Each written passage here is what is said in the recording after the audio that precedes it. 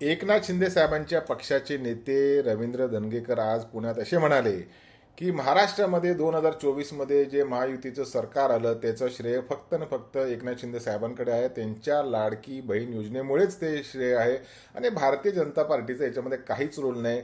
भारतीय जनता पार्टीने मित्र पक्षावर कुरघोडी करायचं बंद केलं पाहिजे आणि स्वतःच्या दुश्मनांवर कुडघाला करायला पाहिजे, मित्रांवर कुडघाला करायला नको पाहिजे, अशा पद्धतीचं वक्तव्य रवींद्र धंगेकरांनी आज केलेलं आहे.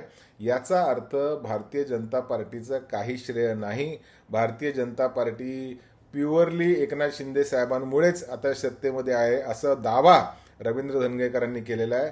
आणि मला वाटतं ज्या पद्धतीची जवळीक एकनाथ शिंदे साहेबांची आणि अमित शाह साहेबांची झालेली आहे, दिल्लीच्या वाऱ्या ज्या पद्धतीने एकनाथ शिंदे साहेबांच्या वाढलेल्या आहेत, त्याच्यातनं एक संदेश नक्कीच आहे की भविष्यामध्ये आत्ता जी भाजप आहे त्याला एकनाथ शिंदे साहेबांच्या ताटाखालचं मांजर बनून दुय्यम दर्जाचं स्थान महाराष्ट्रामध्ये मिळतं की काय ह्याची उत्सुकता कदाचित शिंदे साहेबांच्या पक्षातल्या लोकांना लागलेली असावी.